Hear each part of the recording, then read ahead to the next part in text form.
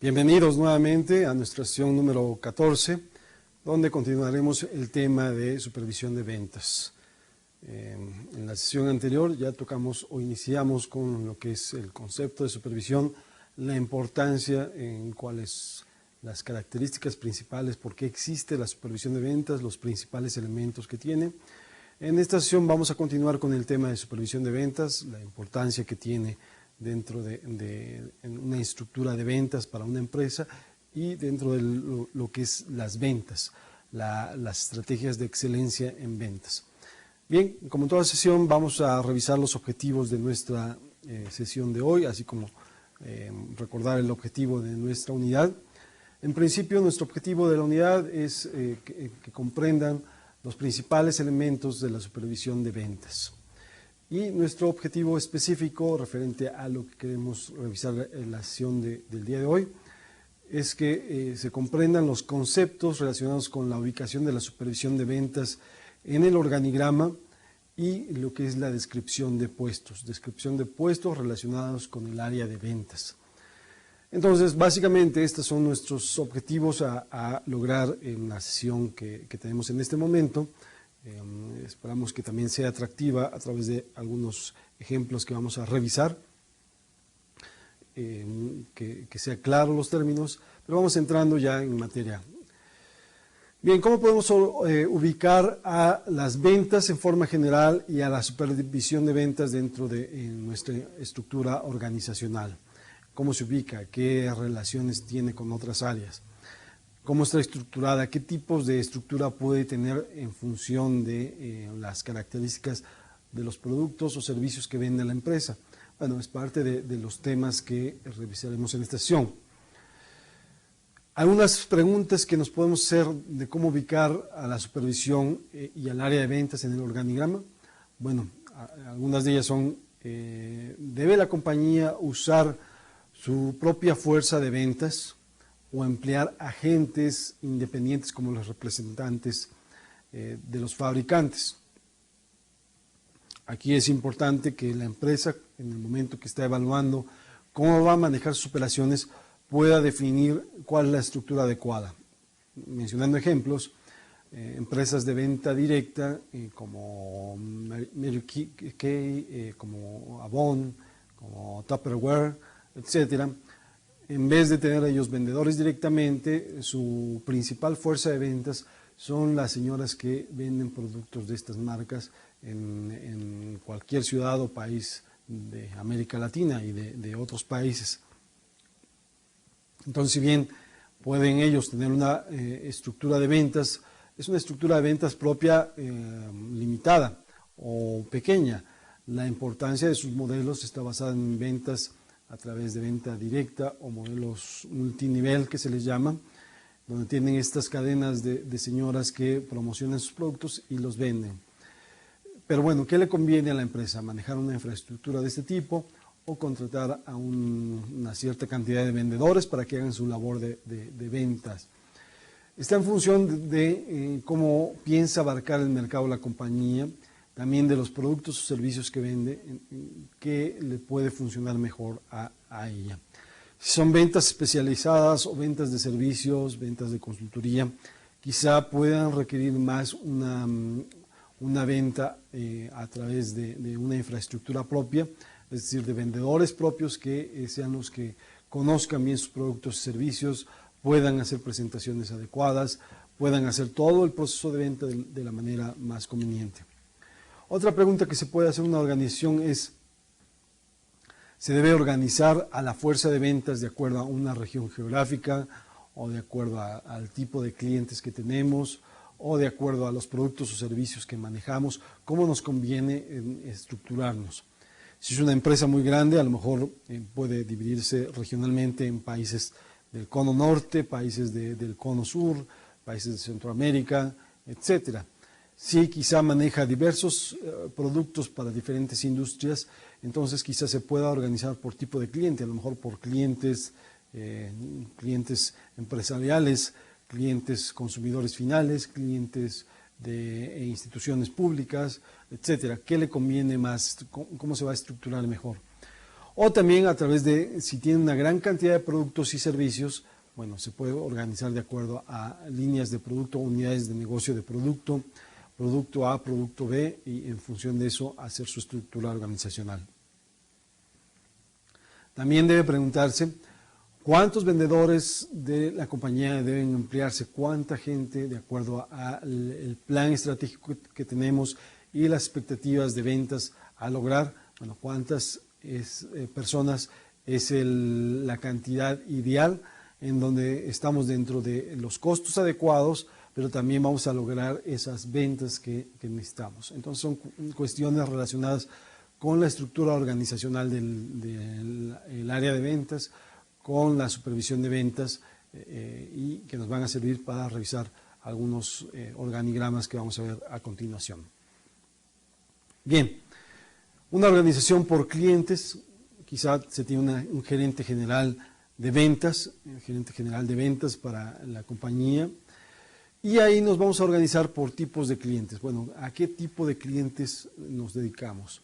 En el caso del ejemplo tenemos gerente de ventas en la industria automotriz, porque nuestros productos o servicios van enfocados a ese tipo de clientes, pero quizá también tenemos clientes como el gobierno, a los cuales les vendemos, y bueno, ahí es otro equipo de trabajo que se dedica exclusivamente al gobierno, porque conoce del manejo de licitaciones, tiene contactos en el área de gobierno, sus productos están más adecuados a ese tipo de clientes, etcétera. Y también puede ser que tengamos otra división por gerente de ventas agrícolas, ya que nuestros productos podrían también encajar o ser adecuados para las empresas agrícolas. De ahí, cada una de estas líneas de productos o nuestra organización por cada gerencia de tipo de cliente tendrá uno o más supervisores de venta, y abajo de los supervisores de ventas se tendrán ya el equipo de ventas o los vendedores que le reportarán a su supervisor de ventas, y los supervisores de ventas a su vez al gerente de ventas por cliente o por tipo de cliente que se manejen. Pero no es la única, también tenemos una organización por producto, organización de ventas por los productos que manejemos. También se puede llegar a tener un gerente de ventas generales, de ahí manejar una línea de productos A y una línea de productos B, y en función de ello poder tener una infraestructura inferior con supervisores de ventas y vendedores. Si la empresa no es demasiado grande, quizá se puede también dividir por productos, pero no va a tener una infraestructura de demasiada gente. El mismo gerente de la división de productos A puede fungir como un supervisor de ventas para un equipo de 2 o 3 vendedores que pueda tener. Incluso el gerente general puede ser gerente general por productos, donde él se encarga de los 2 productos, pero a partir de ahí tiene equipos de venta diferentes para cada tipo de producto que maneja, con la finalidad de que también los vendedores se especialicen en el manejo de estos productos, de poder hacer las demostraciones, conocer las especificaciones de los productos, las características técnicas, y puedan llegar a hacer ventas más eficientes. También tenemos la organización geográfica. Como lo platicábamos, quizá hay un gerente general de ventas también, hay un gerente regional para el mercado europeo, hay un gerente regional para el mercado americano y hay un gerente regional para el mercado asiático. Y esto porque las condiciones en cada uno de estos mercados pueden ser diferentes. Los consumidores en el mercado asiático y las características que se deben plantear para un mercado asiático culturalmente y pueden ser muy diferentes a cómo se manejan las cosas para un mercado europeo o americano.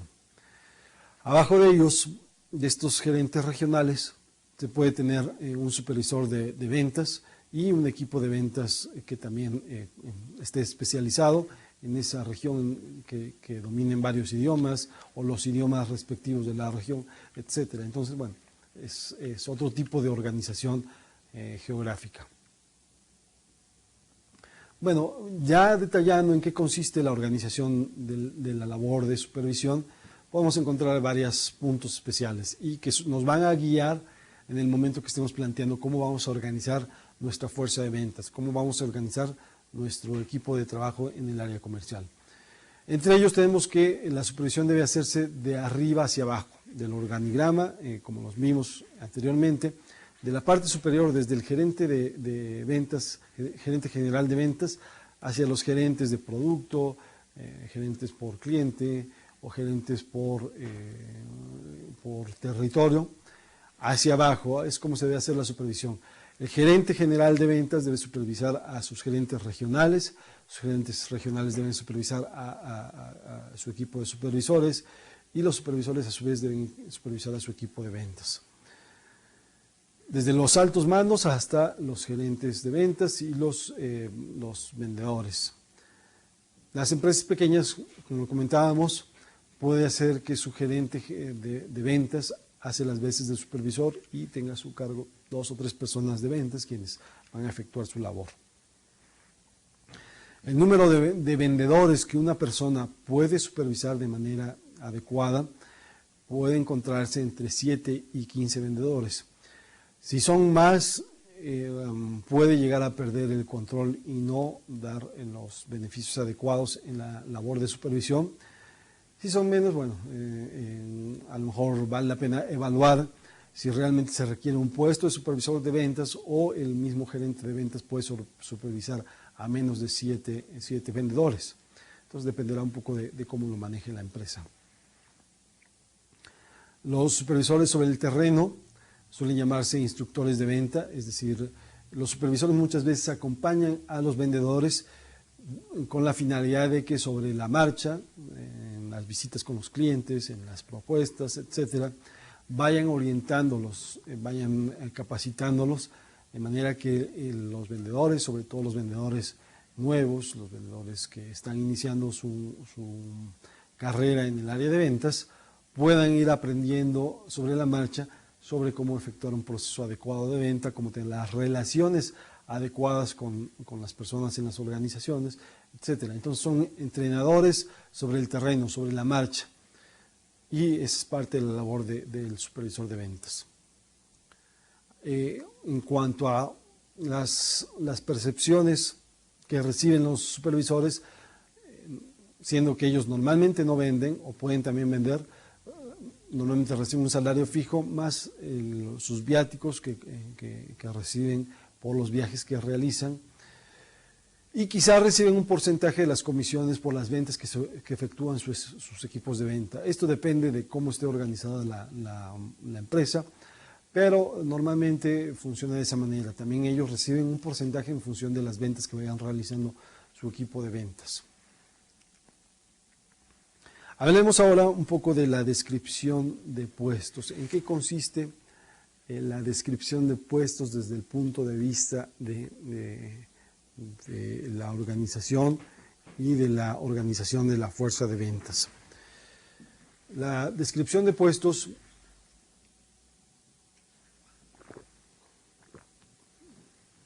permite detallar la responsabilidad que va a tener cada vendedor en su labor de ventas, de qué va a ser responsable, qué le corresponde hacer, cuáles las actividades que tiene que realizar. Y existe un área de reclutamiento y selección en toda compañía en donde el gerente de ventas o el supervisor de ventas debe ver involucrado de manera que en el momento que se hacen contrataciones de más personas, se pueda evaluar que realmente se tienen a las personas que tienen las características necesarias para hacer el proceso de ventas o un proceso de ventas adecuado, o que esas personas se pueden capacitar y pueden ser receptivas de manera adecuada para llevar la labor de ventas. Entonces, el reclutamiento y selección eficaces de vendedores es una de las tareas cruciales de la administración de ventas. Implica encontrar a la gente adecuada que se pueda ajustar a las condiciones o a la posición de venta que la empresa requiere. Cada empresa puede tener un requerimiento diferente.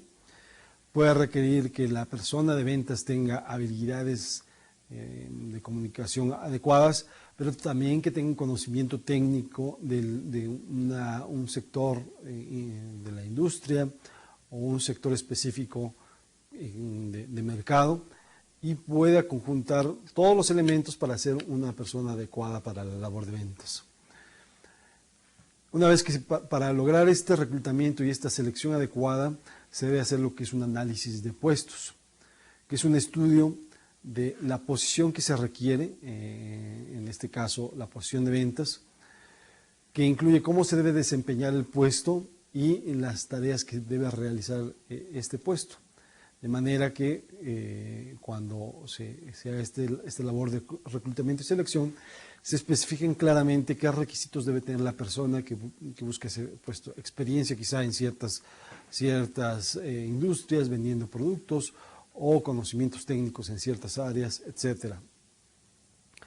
La información que resulta del análisis de puestos se utiliza para crear lo que es la descripción del puesto. Una vez que ya se analizó qué es lo que necesitamos, qué características debe tener la persona, bueno, ahora sí describimos en qué va a consistir el puesto de vendedor o otro puesto en la organización. Y es un documento que describe por escrito las relaciones y requisitos que debe tener el puesto, que caracterizan a cada posición de ventas. Y bueno, eso es lo que engloba la descripción de puestos. La descripción de puestos debe explicar varios elementos. Debe explicar bajo las órdenes de quién estará el vendedor, si va a estar a cargo de un supervisor de ventas o de un gerente de ventas, a quién le debe rendir cuentas, a quién le debe informar de la situación, a quién le va a pedir asesoría directa. Quizá el vendedor se va a ver involucrado en tener contacto con los demás vendedores, o lo va a tener. Puede asesorarse también de otras personas, pero ¿quién va a ser su canal directo, bajo quién va a estar, las órdenes de quién va a estar este vendedor? También la descripción explica cómo el vendedor interacciona con otro personal de la compañía, cuál va a ser la relación con otros vendedores, hasta dónde puede compartir cierta información, o cómo se va a comunicar con otras áreas de la empresa, quizá con el área de servicio al cliente, con el área de soporte técnico, etcétera. ¿Cómo va a establecer esa comunicación de ser necesaria con las áreas de administración, etcétera? También dentro de la descripción debe explicar los clientes que deberá visitar, es decir, se le asigna quizá un territorio, o se le asigna un producto, o se le asignan una cantidad de cuentas que el vendedor debe ir trabajando dentro de su labor. Entonces, parte de la descripción de puesto es especificar qué clientes son los que se le van a asignar. Recordando un poco algunos ejemplos, dentro de una de las compañías para las que trabajaba, resulta que se le asignaban a los vendedores en función de ciertos productos, qué clientes eran adecuados para ciertas soluciones, y en función de ellos eso se quedaba definido en lo que es la descripción del puesto. Y era claro para cada uno de los vendedores a qué tipo de clientes se iban a dirigir, ya sea por producto, por mercado, etcétera. Se tenía un vendedor que se especializaba en hardware, en equipo que vendiera, equipo físico. Entonces, a él se le asignaba que las ventas iban a ser canalizadas a través de él, que los clientes que llamaran para solicitar ese producto específico tecnológico, bueno, esta persona los atendiera de manera adecuada. Y además porque tenía el conocimiento técnico de las características de los productos, cómo podían funcionar de la mejor manera, etcétera. Entonces, bueno, eso también lo describía su descripción de puestos, o estaba plasmado en un documento. Debe explicar también la descripción de puestos las actividades específicas que se realizarán. Es decir, se requiere que se hagan llamadas telefónicas, se requiere que se haga un informe semanal de las actividades de venta que se realizaron, se requiere que se hagan visitas a clientes, se requiere que se haga una planeación y un seguimiento, se requiere que se haga un registro de las actividades que se van realizando en un sistema de información, etcétera. Entonces debe quedar especificado qué es todo lo que tiene que hacer el vendedor en la descripción de puestos de manera general. Hay puntos que quizá no aparecerán en la descripción de puestos, pero se asume que el vendedor es parte de su labor que debe realizar. También se especifica o se explica en la descripción de puestos las exigencias físicas y mentales del puesto. Es decir, al momento que se hace una selección, y esto ocurre mucho, mediante test, se puede detectar si el vendedor o la persona que se va a contratar puede ser tolerante a la frustración o si no lo es. También se puede detectar qué tan proactiva o qué tan tendiente a tener iniciativa puede ser una persona. Mediante test psicológico se puede llegar a detectar cuál es la tendencia de esa persona y en función de ello ver si es adecuada para ventas. En algunos test que me tocó participar alguna vez para contratar a personas, se evaluaban precisamente una serie de características a través de unas preguntas en donde se podía evaluar las competencias, es decir, las habilidades y conocimientos que una persona podía tener para ser una persona adecuada. Entre ellas estaba precisamente una alta tolerancia a la frustración, una capacidad de trabajo intensa que pudiera soportar un alto ritmo de trabajo la persona con a veces altas horas o mucho tiempo trabajando, o que pudiera tolerar viajar, desprenderse quizá de su familia por algunos días la persona. Si la persona estaba dispuesto a hacer eso, porque el puesto lo requiere, muchas veces los vendedores requieren que estén viajando, que viajen a otras ciudades, a otros países, y deben estar dispuestos a poder desprenderse de su familia por algunos días para poder efectuar su labor. Entonces es importante que en estas evaluaciones se considere si la persona a la cual se está entrevistando tiene esta serie de características. También qué tan buena era la persona. En algunos de los casos las preguntas iban enfocadas a ver qué tan buena comunicación tenía la persona. ¿Era extrovertida la persona o era una persona reservada que difícilmente lograba expresarse con las demás personas? También que la persona podía ser una persona perceptiva de lo que le transmitía el prospecto, o qué tanto puede escuchar a las personas con las que habla y en función de ello actuar. Entonces, son varios elementos importantes, test psicológicos que se pueden hacer a las personas que solicitan, y esto debe quedar especificado los requerimientos que tienen en lo que es la descripción de puestos.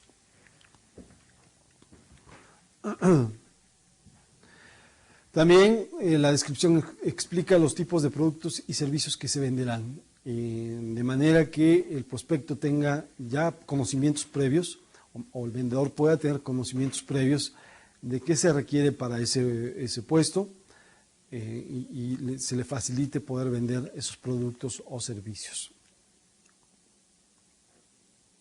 Bueno, todo esto quedará plasmado en una declaración de los requisitos del puesto, con los elementos que se requieran, y básicamente la descripción de puesto se traduce entonces en una declaración de los requisitos que debe tener ese puesto, que va a incluir las aptitudes, los conocimientos, las habilidades, las características de comportamiento que se consideran necesarias para desempeñar el puesto de vendedor de manera satisfactoria.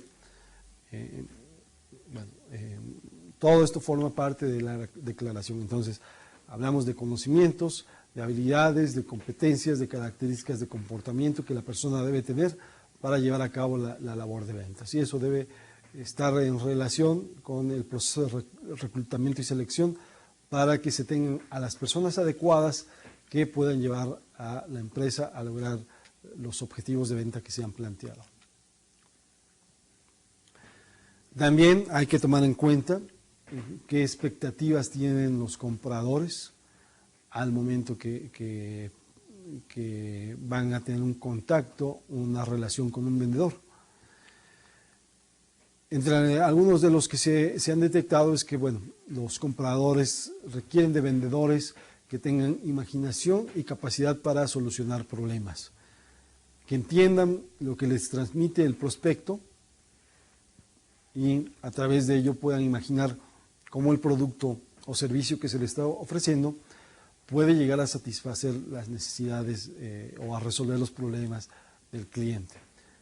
También requieren que tengan honradez los vendedores, que sean personas honradas, que hablen con claridad, que hablen con la verdad, que sean sinceras, de manera que transmitan una confianza y el prospecto también deposite la confianza en el vendedor, dándole los detalles de su necesidad o finalmente para que tome una decisión favorable a lo que pretende la empresa. También dentro de las expectativas que tienen los compradores, tenemos que tengan un conocimiento profundo del producto de que se trate o el servicio, que realmente demuestren que pueden aclararle la mayoría de dudas o todas las dudas al prospecto. Esto se adquiere con el tiempo, pero seguramente si el vendedor toma la importancia o está consciente de que, como veíamos en un principio, dentro de los principios de la venta, si hay ignorancia, hay temor por parte del vendedor. Si no conoce su producto, va a transmitir temor hacia el prospecto, inseguridad, y eso el prospecto lo va a percibir y finalmente va a ser contraproducente en la labor de ventas. Entonces, si tiene el vendedor un buen conocimiento de su producto, domina lo que está vendiendo, domina las características, y no técnicamente, pero los domina de forma general, que pueda transmitir claramente al prospecto en qué le puede beneficiar, seguramente va a tener un mayor éxito en el cierre de las ventas. También lo que buscan los compradores o cuáles son sus expectativas, está una atención reflejada en la receptividad a las necesidades del comprador y lealtad de los clientes y seguimiento. Entonces, que pueda ser receptivo ante las necesidades que tiene el prospecto, que capte bien la información, que entienda también otras necesidades que lo puede ayudar a la solución, y bueno, se vea reflejada en esto. Y quisiéramos hablarles ahora un poco de lo que es la inteligencia emocional, que es un factor importante también a considerar.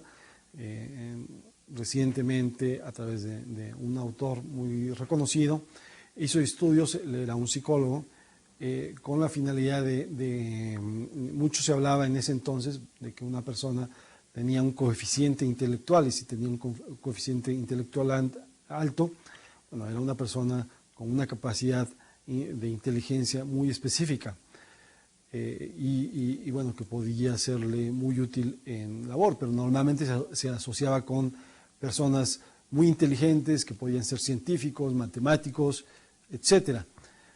Pero este autor, al investigar profundamente sobre el tema, se encuentra que bueno, también puede haber otro tipo de inteligencia, y se refiere a la inteligencia de la interacción con otras personas, a la inteligencia de manejar adecuadamente las emociones que tiene una persona. Y bueno, es muy interesante todo lo que maneja el autor en esta información. Algunos de los puntos relevantes que toca es que para alcanzar el éxito en las ventas también se requiere un alto grado de inteligencia emocional. Lo que este autor encontró a través de sus investigaciones es que sí, ciertamente, si se evalúa a través de una prueba de IQ o de coeficiente intelectual, habrá personas que por azares del destino, por ciertas situaciones genéticas, logran tener un coeficiente intelectual alto. ¿Y qué pasa con las personas que a lo mejor tienen un coeficiente intelectual intermedio? No por ello no pueden tener éxito en lo que realicen, y de hecho lo que el autor encuentra es que había personas con un coeficiente intelectual intermedio, pero que eran muy exitosos en lo que hacían. Y su habilidad radicaba precisamente en poder establecer unos vínculos de comunicación y de empatía adecuados con otras personas y un autocontrol de las actividades que ellos hacían. Entonces, él definió lo que es la inteligencia emocional como la capacidad de comprender las emociones propias, las emociones que cada uno de nosotros tiene, y también las de las personas con quienes interactuamos diariamente. Entonces, ¿qué significa esto? Hay personas que somos o que son muy explosivas, que no pueden controlar sus emociones, que se enojan, alguien les comenta algo que no están de acuerdo con su opinión, e inmediatamente son impulsivas y reaccionan de manera negativa hacia la otra persona.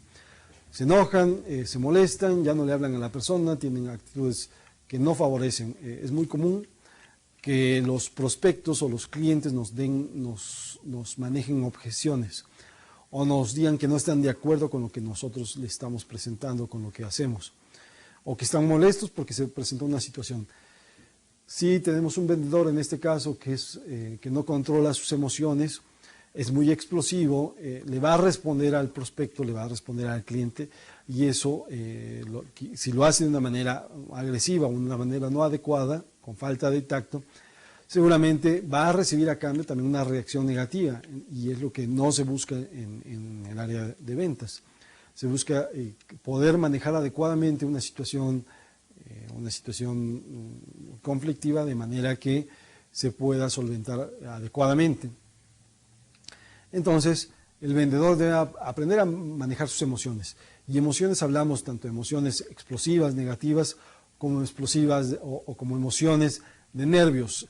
Ante una presentación con una serie de directivos, una presentación de ventas, es natural que todos tengamos cierto grado de nerviosismo.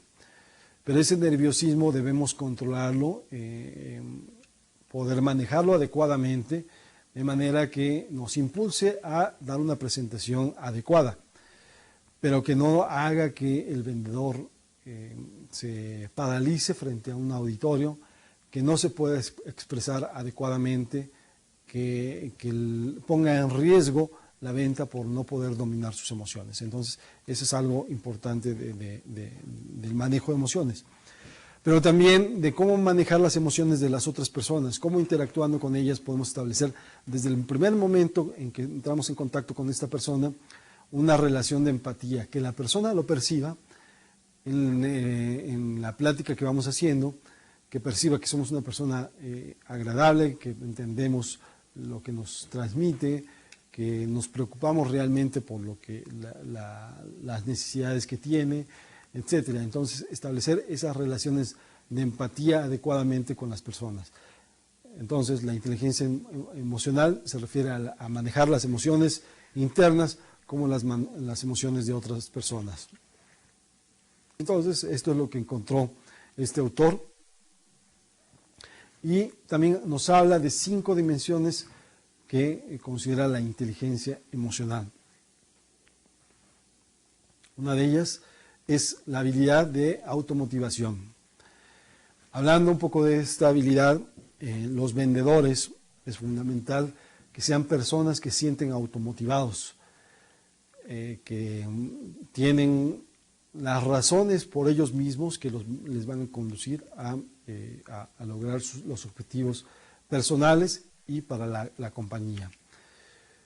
¿Qué sucede muchas veces? Que el vendedor no está motivado, que los rechazos que recibe frecuentemente le van impactando en su personalidad.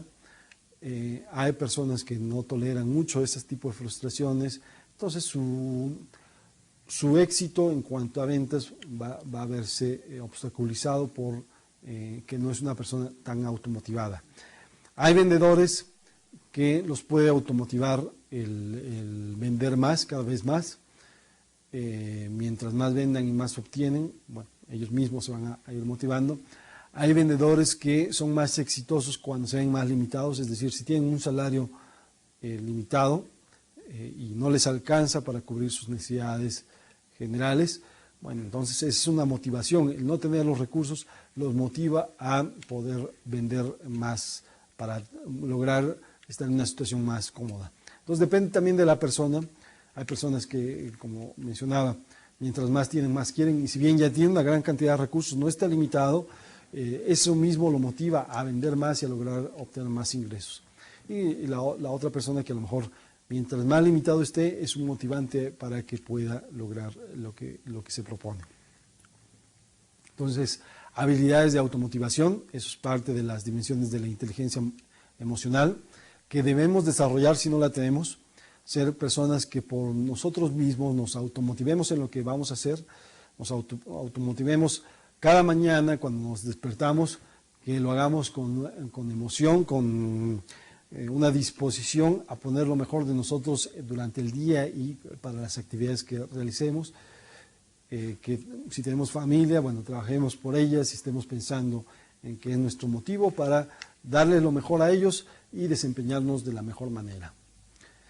Otra dimensión que maneja este autor es la conciencia de uno mismo o de las propias emociones. Estar consciente de que manejamos, que tenemos emociones, como seres humanos tenemos diferentes emociones, tristeza, alegría, enojo, etcétera, que a través de cualquier relación que establezcamos con una persona o algo que veamos en algún momento, nos genera emociones y que podamos,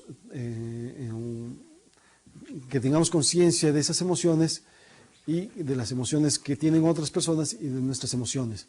Tanto nuestros prospectos van a hacer una compra por razones emocionales, como lo hemos visto, como nosotros vamos a tener emociones durante todo nuestro proceso, nuestra vida, y podamos manejarlas adecuadamente. Entonces, adquirir conciencia de nuestras emociones y de las de otras personas.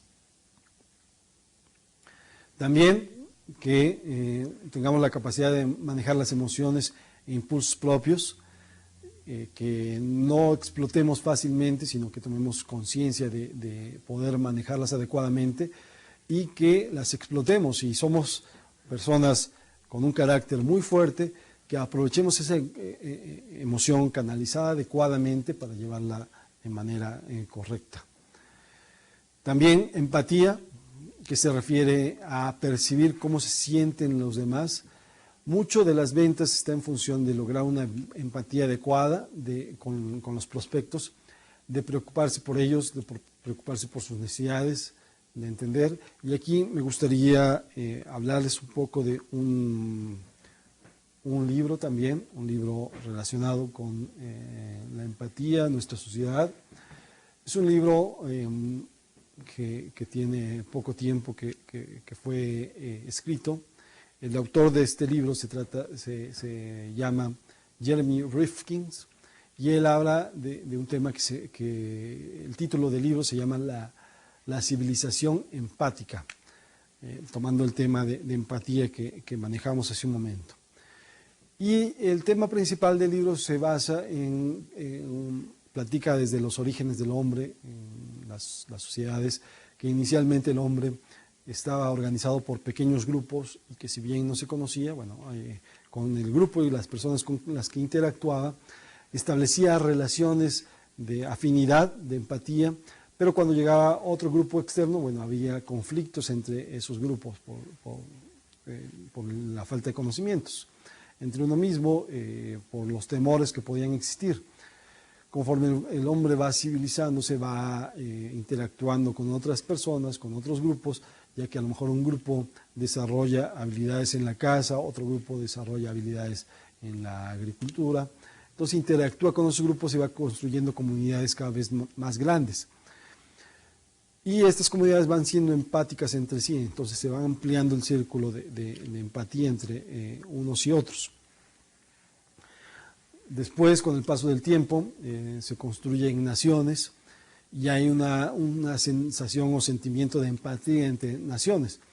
Por ejemplo, la nacionalidad, los franceses, pues, se consideran como tal una empatía entre ellos, con valores culturales similares, los alemanes también, en Sudamérica ciertos países también consideran que tienen valores comunes, y se va creando empatía entre estos grupos de los que hemos mencionado por regiones. Sin embargo, como tal, no existe, o son sociedades o son grupos que ha creado el hombre.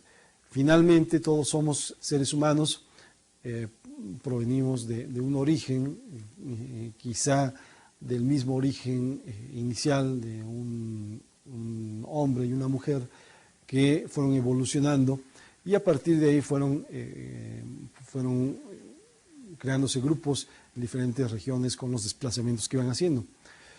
Pero también tenemos empatía con otros seres, con animales, a través de un estudio que se hace con chimpancés dentro de lo que es una máquina de resonancia magnética.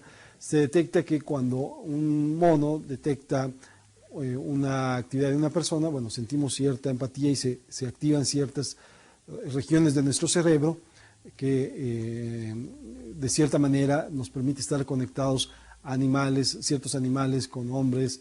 Si vemos en la calle una persona que sufre un accidente, seguramente también sentimos cierta emoción, cierta empatía, cierta relación con esa persona. Entonces el planteamiento del autor está en relación con que somos una sociedad empática, o estamos siendo una civilización empática, que debemos preocuparnos por las situaciones que suceden en nuestro entorno. ¿Qué pasó recientemente con algunos eventos en Haití, terremotos, o en Chile? A través de diferentes medios y de las redes sociales se empezó a conocer en un transcurso, en un tiempo muy corto, en minutos y horas, qué estaba ocurriendo, y a las pocas horas había una gran cantidad de personas, de sociedades de diferentes países, que ya estaban preocupadas y están enviando ayuda a Haití o a Chile. Y es parte de la empatía, de sentir que algo está sucediendo en otro extremo del mundo y nos preocupamos por ello, porque son seres humanos, porque están sufriendo o porque tienen necesidades, y apoyamos de cierta manera a través de enviarles ayuda humanitaria, de enviarles víveres, etcétera. Entonces, parte de lo que maneja este autor. Entonces, interesante, porque el planteamiento de él es que si llegamos a realmente formar una civilización que se preocupe por los problemas que hay en la sociedad, por los problemas en la contaminación, los problemas de exceso de población, los problemas que hay en las diferentes naciones, finalmente somos sistémicos, y lo que sucede en nuestro entorno también nos afecta. Y la interrelación entre las diferentes partes del sistema nos va a afectar a unos y a otros de alguna manera.